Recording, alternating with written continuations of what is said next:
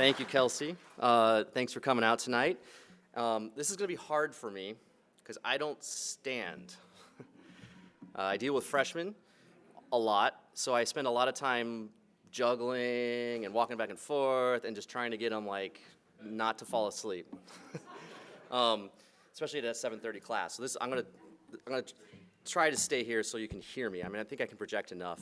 So like Kelsey said, I am a philosopher. That also is awkward because this is a theology conference. And they, when I was going to call him Professor Price, when Pastor Price, or Dan Price, contacted me, he said, I want you to do I Believe in God. I said, okay. Do I get Father Almighty or no? Right? And I did actually contact him, and he said, just go with it. I said, all right, I'm going to go with it, which means I'm basically, oddly enough, I know Kelsey kind of said he's going to talk about science religion. I'm kind of doing I'm not actually going to do science religion. I'm going to do first article, which is where philosophy falls in the first article, but I'm going to come at it from a philosopher. I called my talk Meditations on the First Article. And I'm trying to capture that old style, like St. Anselm, if you know some of these early church fathers who would have meditations on these things, being scripture passages or whatever, where I'm not doing doctrine, so pastors in the room, don't crucify me. I'm thinking through, I'm approaching this as a philosopher, not necessarily a theologian. I was trained to be a youth worker at DCE, but quickly left that because I knew pizza parties weren't my thing forever. So my talk is titled The Common Faith, Meditations on the First Article of the Apostles' Creed. And there's three things that I kind of want to how I want to approach this.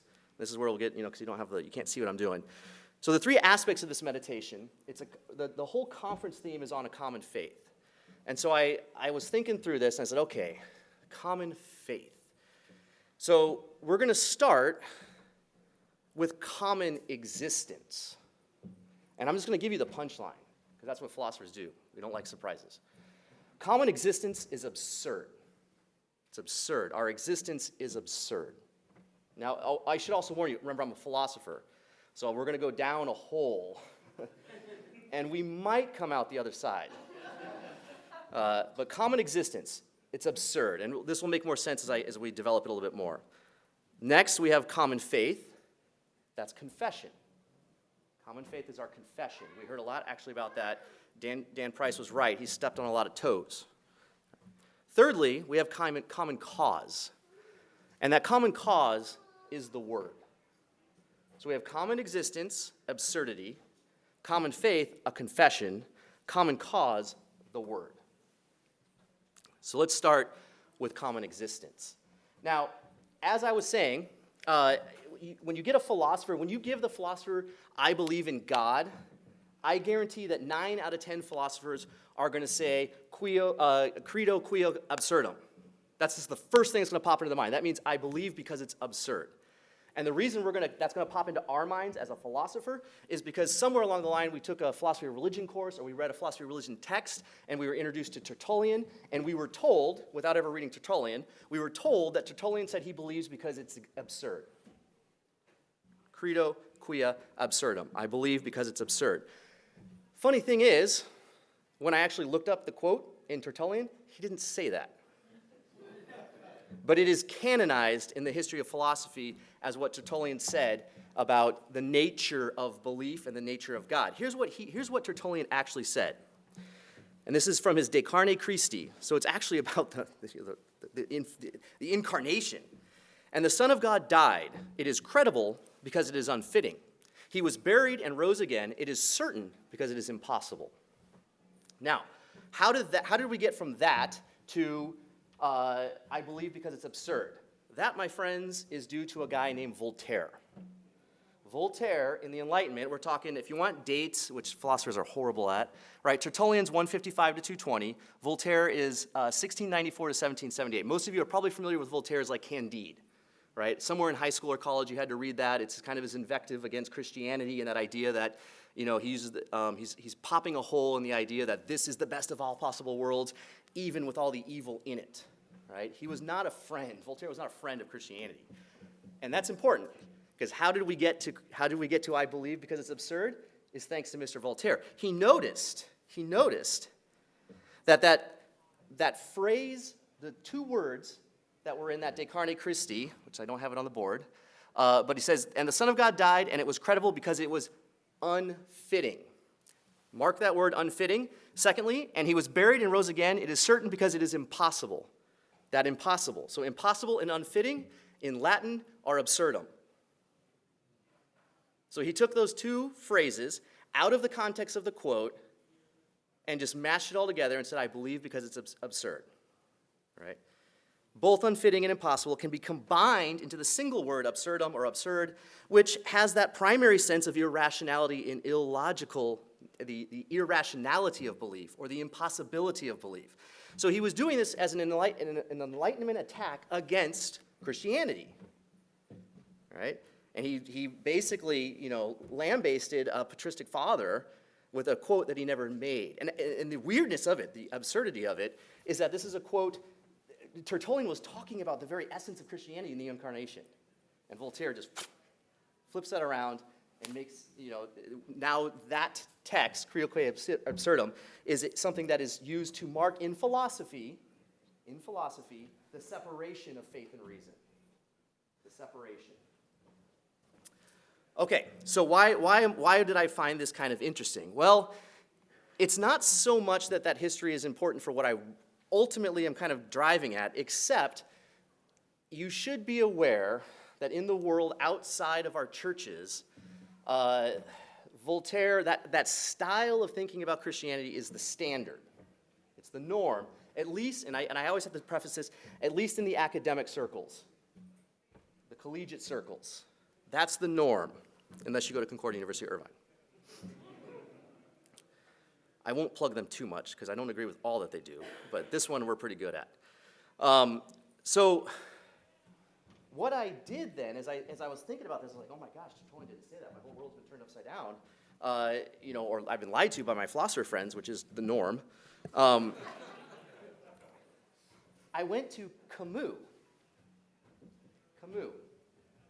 This is a French philosopher, an existentialist. Again, way outside of what I do. I do, as Kelsey said, I did philosophy of science as my graduate work. The existentialists, from Sartre to Camus into the post-moderns like Derrida and Foucault and these guys, Ricoeur, these were not people on my philosophical agenda. They actually, where, if I wanted to study those philosophers, I had to go to the religion department. That's where I had to go to, or literature, religion or literature. That's where I would study those guys. Because they're hermeneutical philosophers, or hermeneutics. Actually, you got to be careful, because I see a lot of these guys on my theologian friends' shelves. I see them on my theologian friends' shelves, and you got to be careful with these guys, because for some reason we think we can use them, but their entire edifice undermines the authority of Scripture. Gadamer is another one.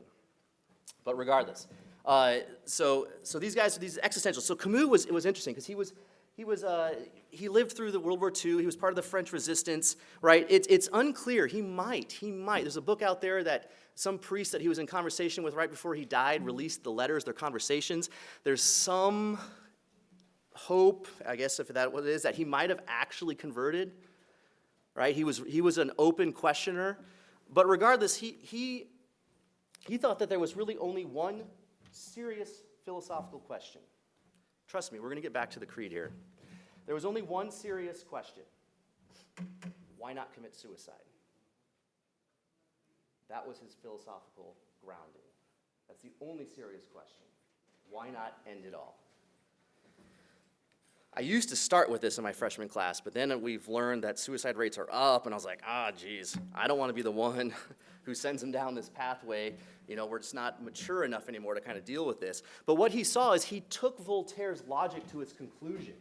And he was open, not necessarily with taking Voltaire's logic, but he took that idea that if religion leads to irrationality, I'm going to go down reason's path, right? I'm not going to go down the absurdity path. I'm going to go down reason's path. But where did he end up? In the absurd. And unlike a lot of philosophers, he was open with it. He says, when I tracked reason to its end, what we get, is a meaningless universe. A meaningless universe. The text where this question arises is called the myth of Sisyphus. Some of you have probably read the myth of Sisyphus, right? Some of you might have read Camus' retelling of this myth. But the idea is that Sisyphus pushing his rock up the hill and it rolling back down and pushing the rock up the hill and rolling back down, that is where reason gets us. That's where it gets us. And he was an absurdist. But he says this about Sisyphus, and this is interesting. I thought it was interesting. He says, so here Camus comments. This is at the very end of this story that he tells us. At the subtle moment, and he's talking about Sisyphus here, at that subtle moment when man glances backward over his life, Sisyphus, returning toward his rock, in that slight pivoting, he contemplates that series of unrelated actions which becomes his fate, created by him, combined under his memory's eye, and soon sealed by his death.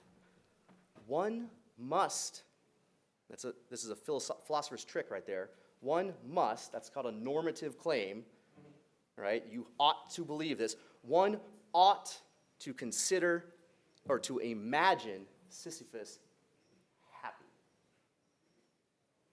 One ought to imagine Sisyphus happy.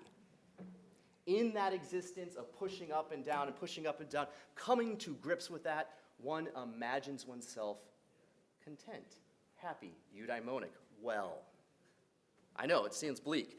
It is bleak, but that's what life is. Come to terms with it. Right? This is a creed.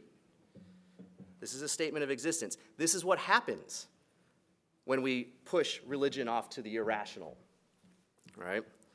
So I wish I had the next slide was the Mad Hatter's Tea Party. Because here's the thing.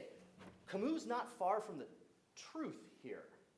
Camus is not far from the truth. He's descriptively describing what life, in some sense, is. Right?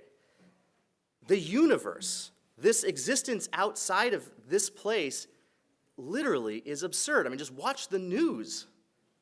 I had to stop listening to talk radio.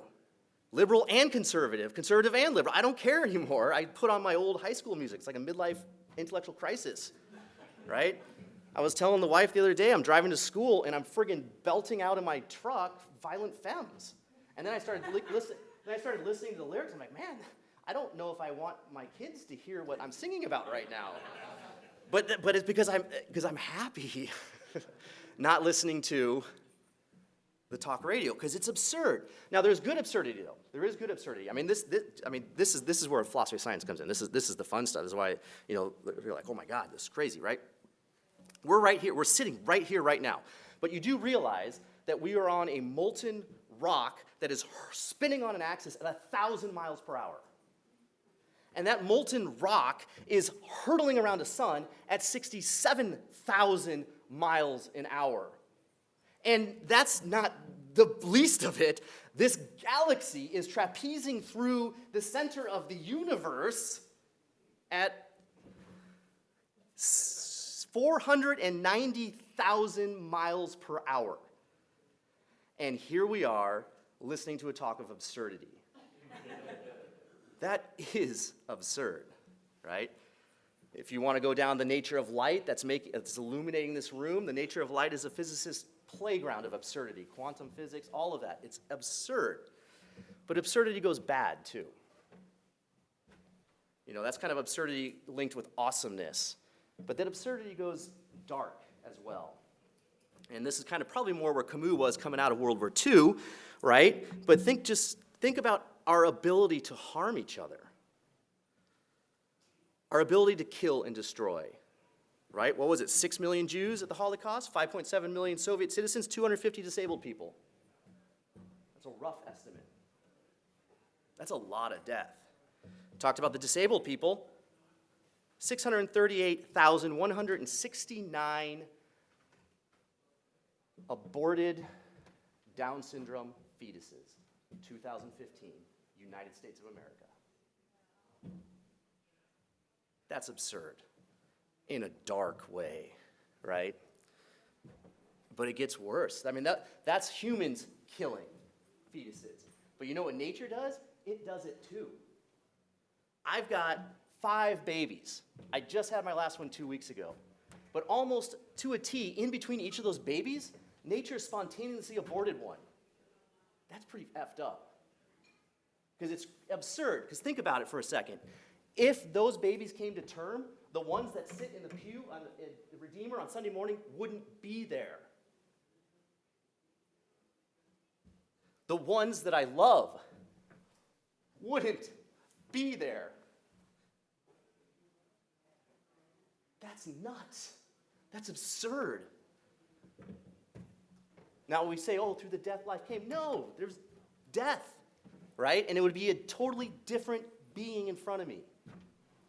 Nuts, right? I told you we're going to go dark. This is obviously not the way Tertullian took this, right? Tertullian was not going down this circle. But this is the way Camus thought about our existence. He was using,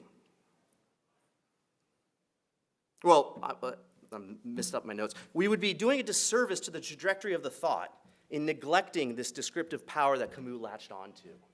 Because this is the world in which we live. This is the broken. Daniel Price mentioned this is the broken world. All right. So the common existence, and this existence is shared, right? Oswald Bayer talks about the fact that what unites us is our suffering. As humans, we suffer. I don't care if you're atheist, Christian, Hindu, whatever, we suffer. That unites us in a way that's, again, absurd. But it's true. So what is the antidote to this? What's the antidote to this absurdity? It is the common faith, right? It's first article things.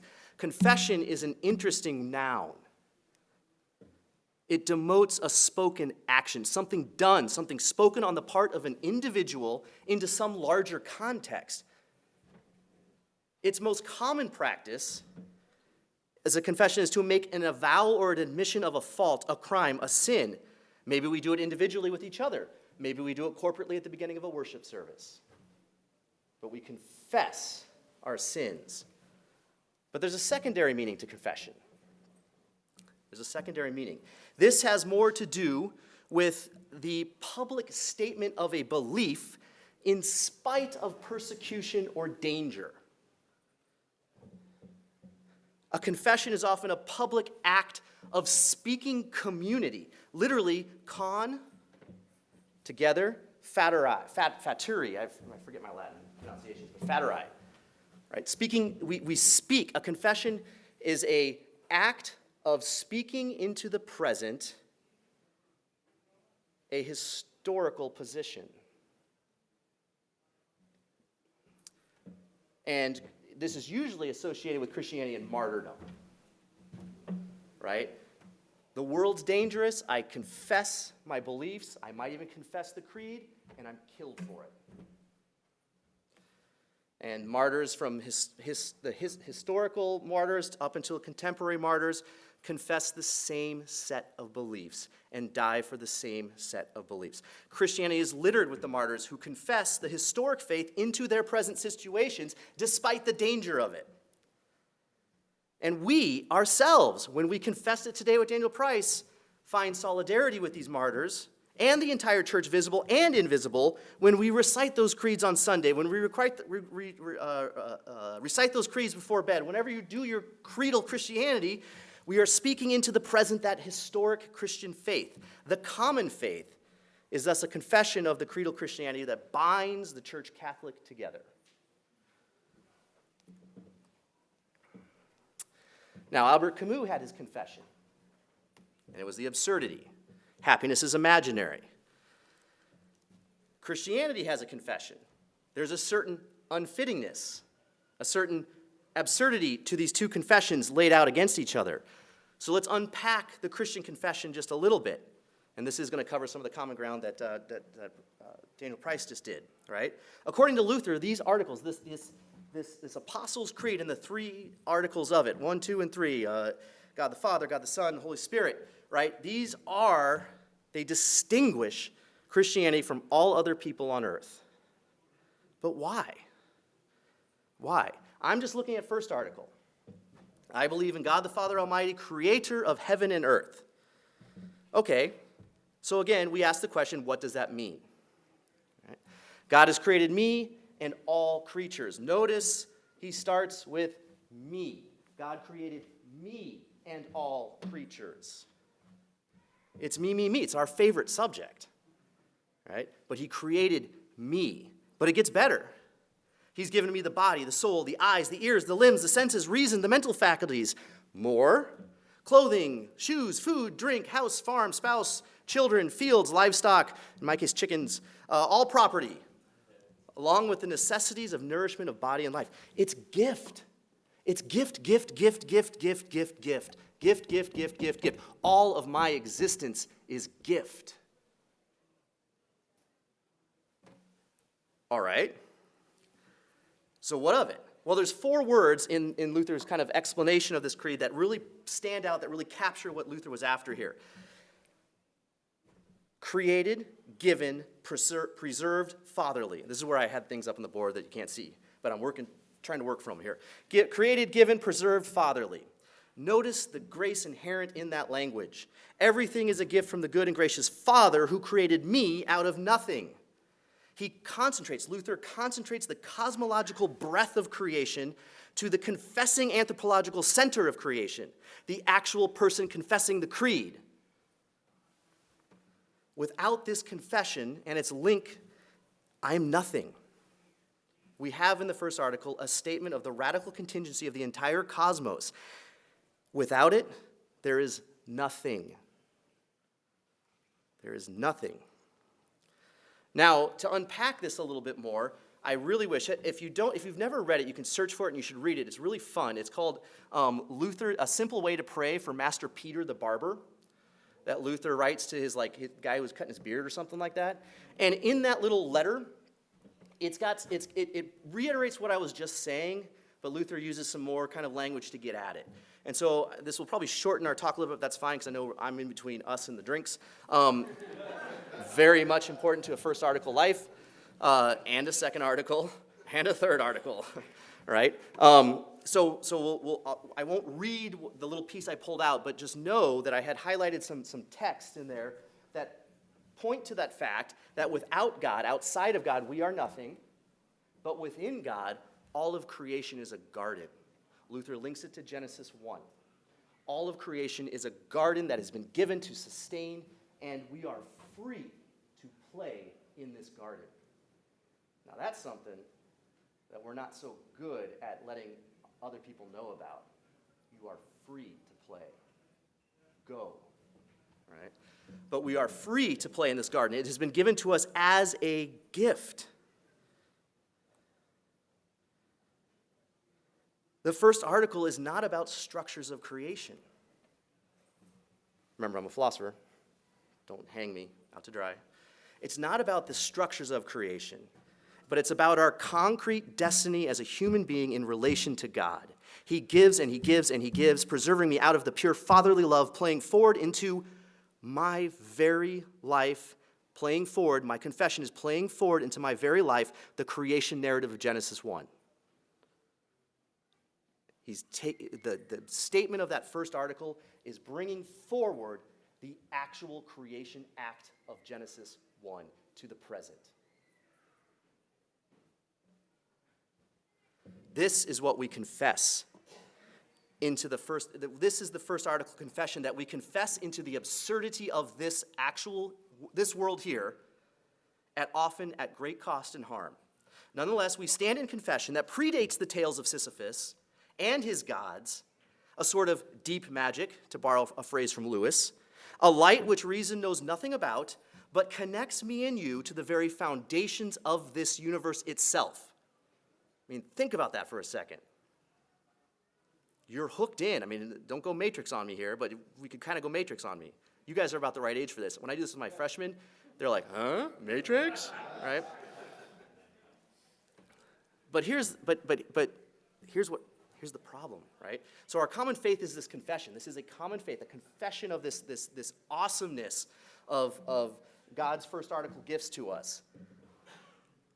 But confessing that creedal Christianity doesn't destroy the descriptive realities we find ourselves in. It doesn't destroy Camus and the other neighbors because we're still living it. In fact, how often does our confession itself take on the trappings of Sisyphus and his rock? Another Sunday, another hour lost, another statement of the creed, another confession absolution, another Christmas, snotty children, snotty relatives, another rock rolled up the hill, only to come crashing down again.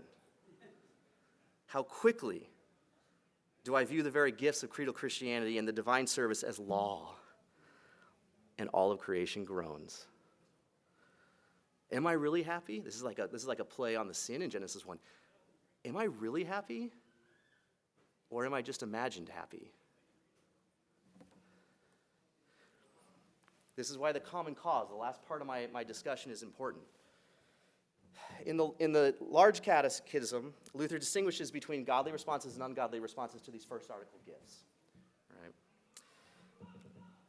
It is a gift, and so insofar as it is a gift, we should be giving praise continuously of what we've been given. It properly orders my existence in relation to the Creator and in relation to others. But the rub is that I actually am more often like Camus, and I act like a spoiled child, undeserving of this Father who has given me all. And nowhere is this tension more pronounced than when that creation turns against me.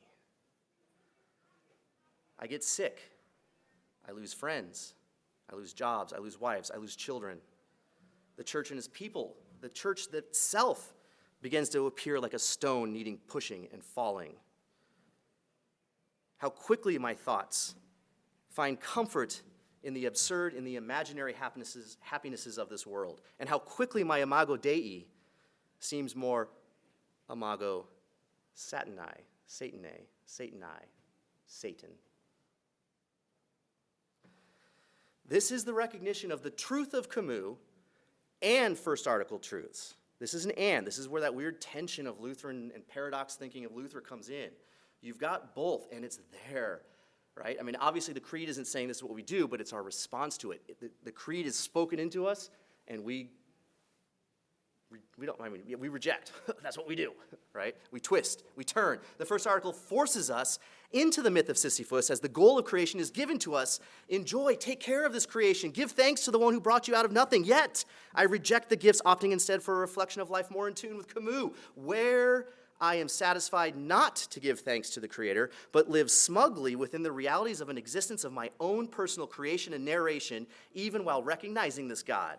This reality is the incurvatas ense. This is a living hell, the sinful self turning inwards, making 1,000 idols out of 1,000 different beliefs and motives that I am more comfortable with than any gift the Creator has actually given me. One might be tempted to throw their hands in the air and cry, "For I do not understand my own actions. I do not know. I do not do what I want, but I do the very things that I hate. For I do not do the good I want, but the evil I do, which is what I keep on doing. Now, if I do what I do not want, it is no longer I who do it, but sin that dwells within me." This lament of Paul in Romans is driven by a reflection he has in Romans 1.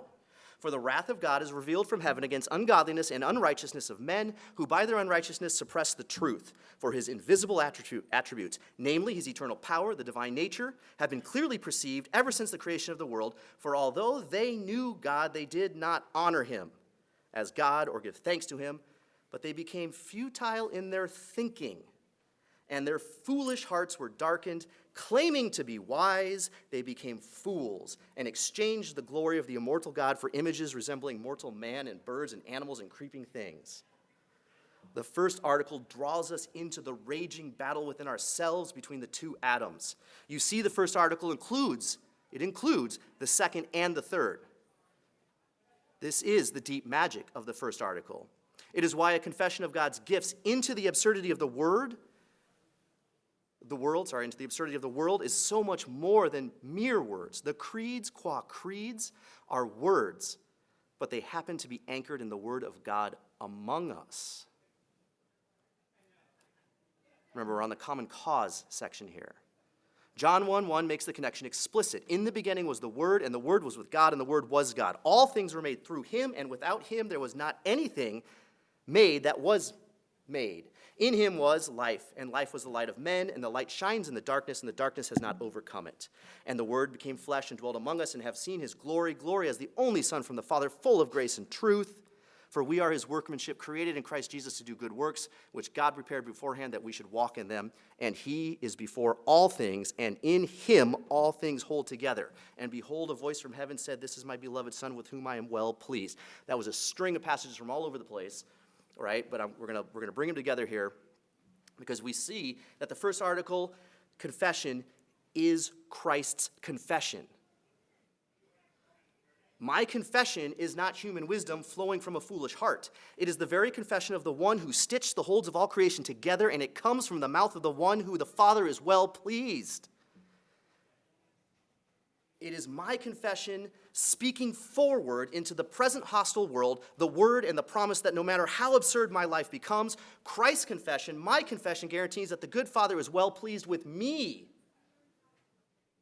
With you and you and you and you and us here tonight, gifts upon gifts upon gifts. This is no imagined happiness. In the common cause of Christ's death and resurrection, we find happiness in the shade of the cross, the very creator of the universe, serving us, gifting us continually, even in spite of ourselves. Talk about a confession-speaking community. In the Creed, we speak the original creative confession itself forward into our present situations, and that is absurd. Credo quia absurdum. And I'm done.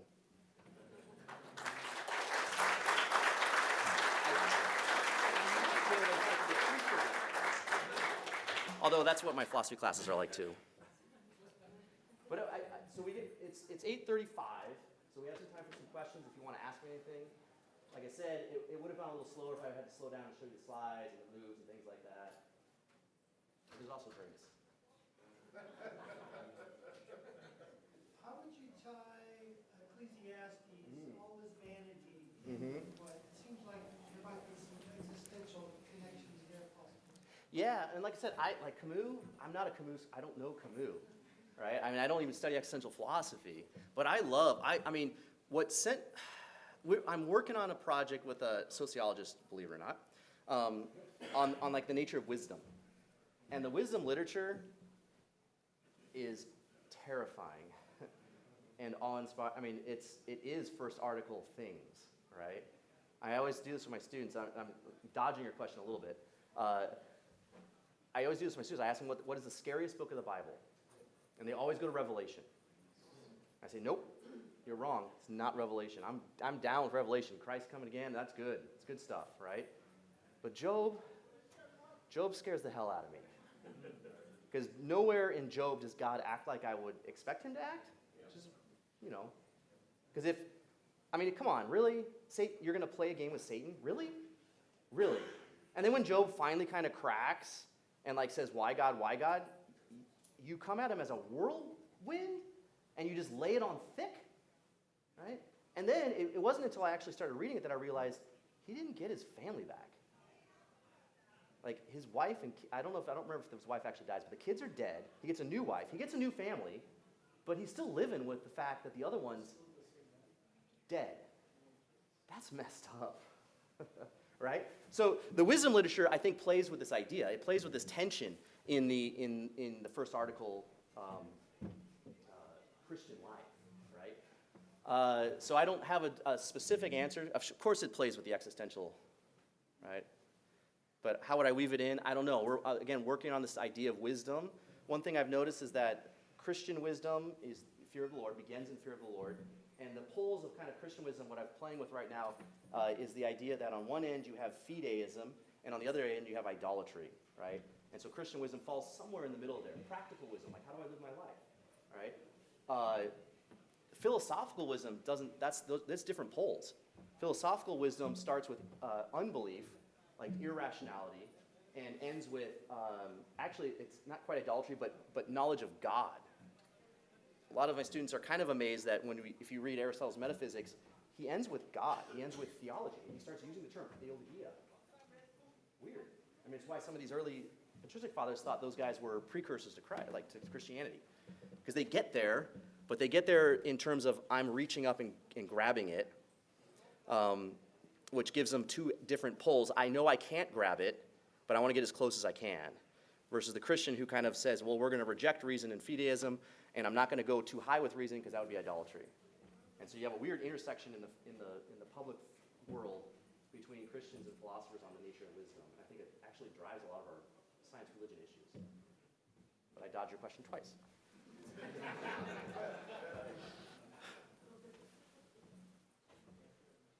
Yeah. You know, you said that the academia of today is positioned towards this absurdity type of thing.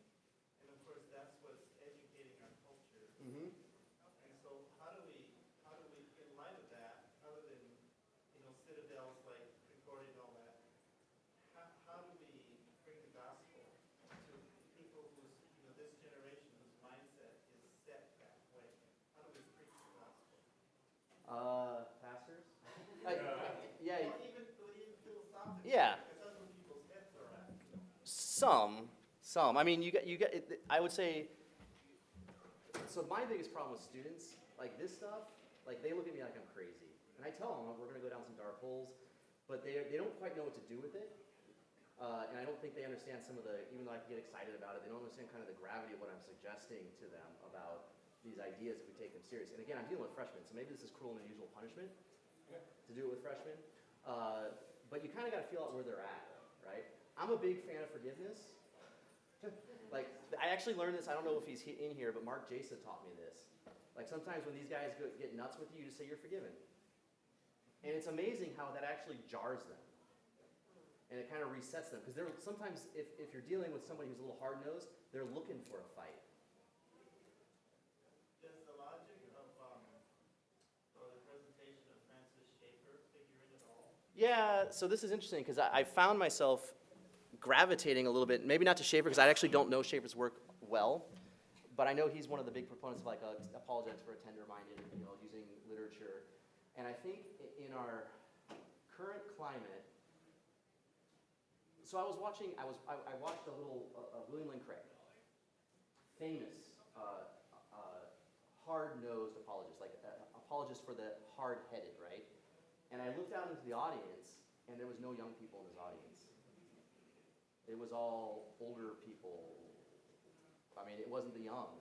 And it shook me a little bit because I'm on board with that hard-headed apologetic.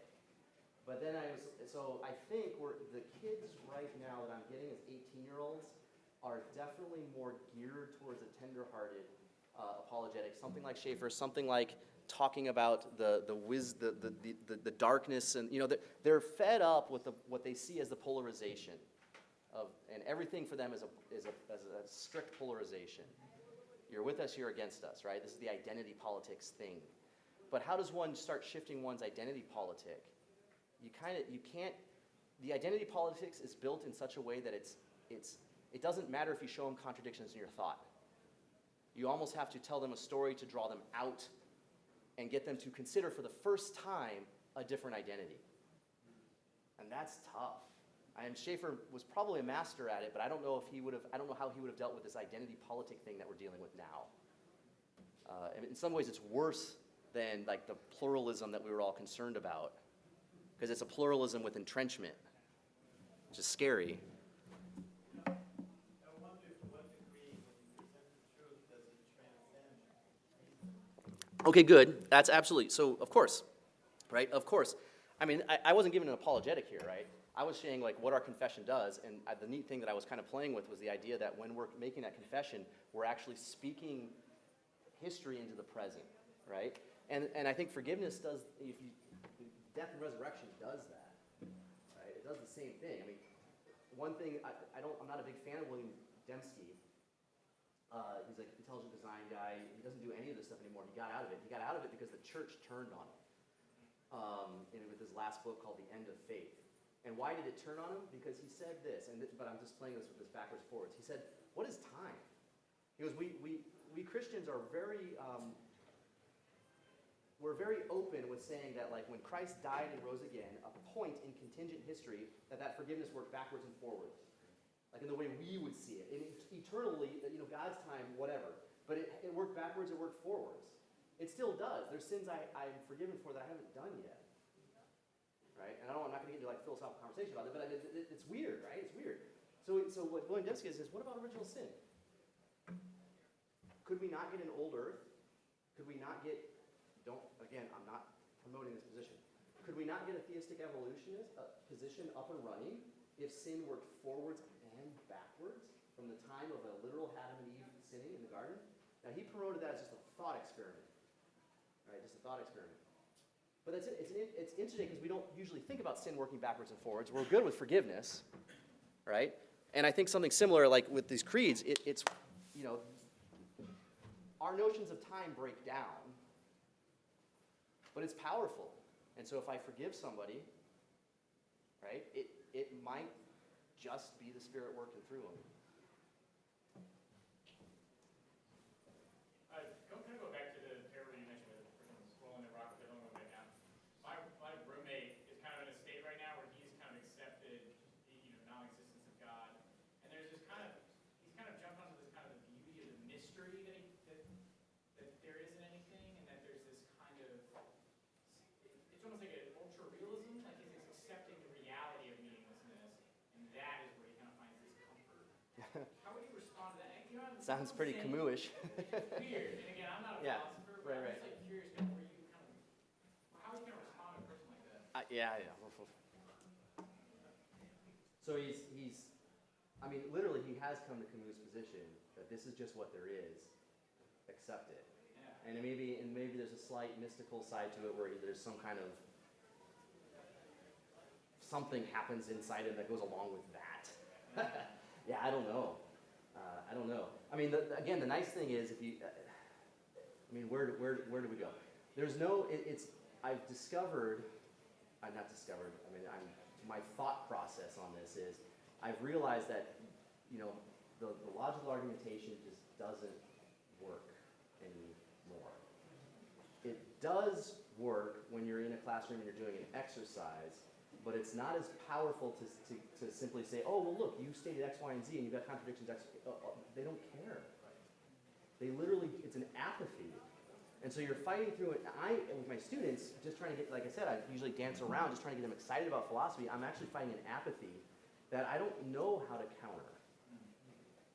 And so he might not be apathetic, or he's maybe created a cocoon of this kind of, there's a comfort in meaninglessness that allows him to be apathetic without having to deal with any other critiques.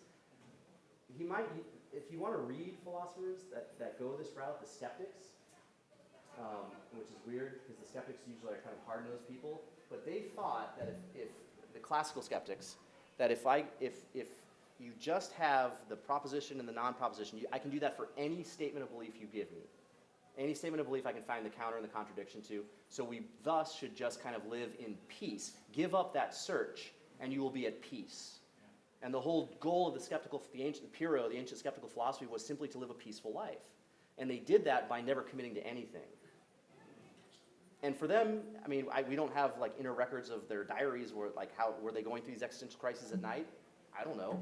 They at least promote themselves as being at peace with themselves that way. So there might, you might start with reading some critiques of skepticism, just to see, with your particular friend in mind, if there's anything that people have done to kind of destroy that apathy, or to counter that apathy that might work with somebody who's stuck in that kind of mindset. I'm not a philosopher at all. Why does everyone start that way? But just- I'm not a theologian, by the way. The bottom line of this, as being a fellow human being, that his roommate, who sounds like you come to a place of peace, like when you're talking about being at peace, it's like, yeah, it feels good not to be accountable to somebody. It feels good not to be accountable to God, right? Yeah, and here's something else. His peace will get rocked eventually. Yeah. It will get rocked. The world, the suffering, the world will take care of that for him. And one thing I found through my philosophical meanderings with my friends in philosophy departments who were not Christian was that the time will come when they send me a text and they're like, hey, can we talk? And I'm not even saying like I evangelize to them. I was, the other day I was telling my colleagues at college, I never once evangelized to my philosophy friends. But I got a couple that call me still. And usually it's because something happened. And they just want to talk. And so I just listen.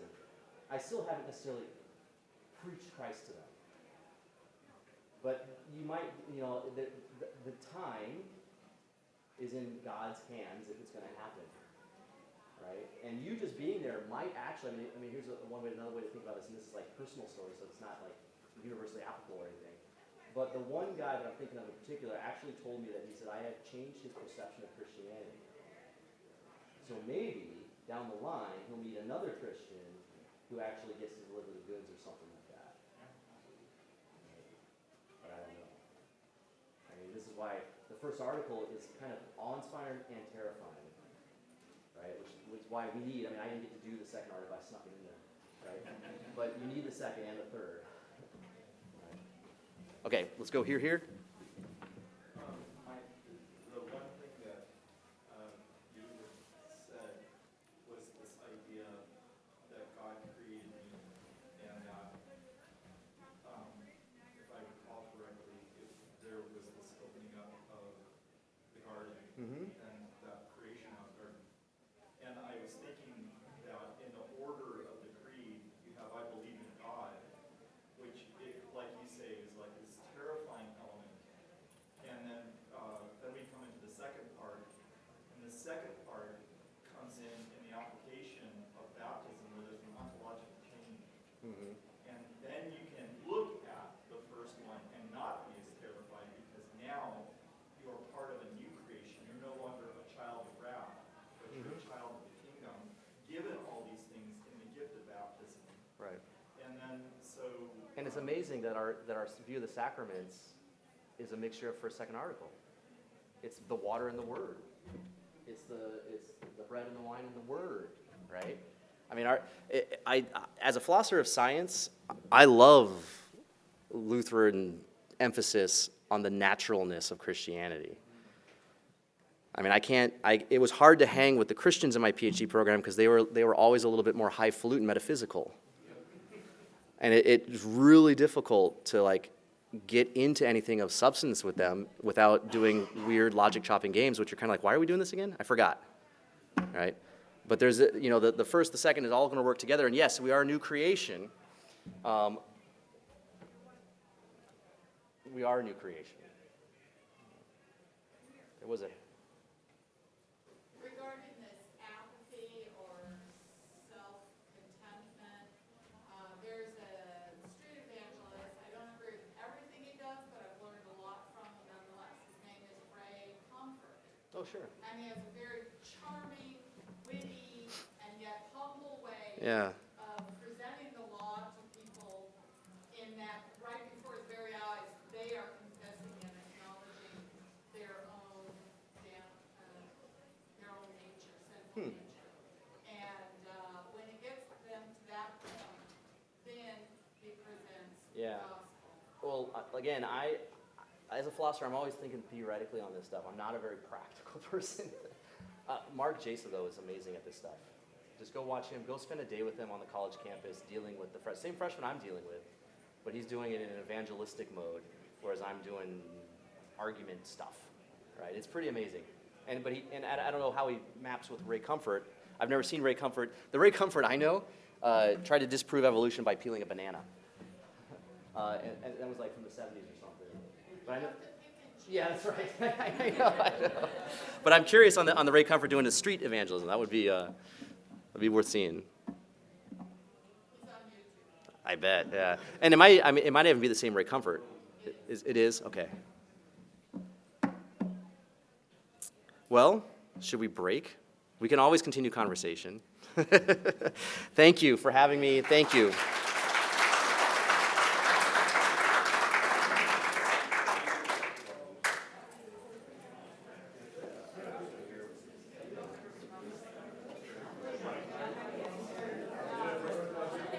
What's that? This is not a question for everybody.